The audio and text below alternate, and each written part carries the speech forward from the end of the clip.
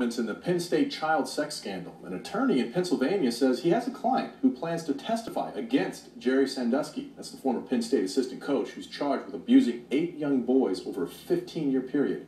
And the lawyer says Sandusky's comments during an interview with Bob Costas have re-victimized the children involved. Joining me now is William O'Leary, a therapist based in Suffolk who counsels both sex crime victims and convicted sex offenders.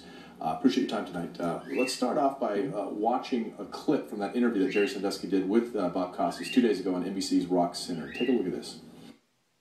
Are you sexually attracted to young boys, to underage boys? Am I sexually attracted to Yes. underage boys? Sexually attracted? You know, no, I enjoy young people. I love to be around them.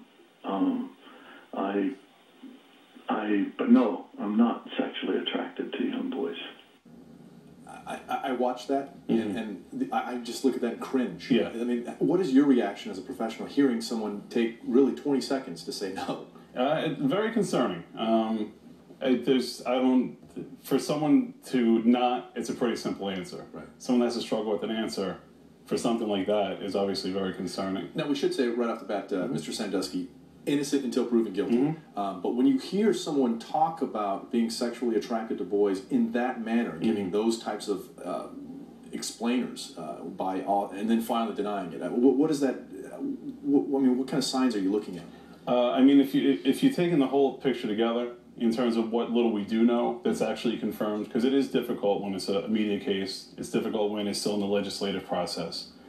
But to even struggle with a response like that, when we already know that there's, I mean, the concept of, I guess we're going to get to what's known in terms of what and what's not, but in terms of even having access to the children, showering with the children, stuff like that, which I know we'll talk about more, but again, it's concerning. It's hard to take a snippet, but I mean, just that alone suggests. Let's take a little bit of what he said. Okay. He enjoys boys. He likes to be around them. He enjoys their company. Are those typical traits of a child predator? They're typical traits, yes. They and again, those are the things that are the biggest red flags in any social event. Someone who's more focused on children than they are with the adults. Those types of statements is one thing to say, I enjoy being a role model for children, you know, it's looking out for the safety of children or anything like that, but when it's about the attention that they enjoy getting from children and really choosing, in some ways, choosing to be around children versus adults, I mean, again, one of the bigger red flags in terms of this. And that is a perfect segue. Here's another clip where we can talk, where Sandusky proclaims his innocence. I say that I'm innocent of those charges. Innocent, completely innocent, and falsely accused in every aspect? Well, I could say that, you know, I have done some of those things. I have horsed around with kids. I have showered after workouts.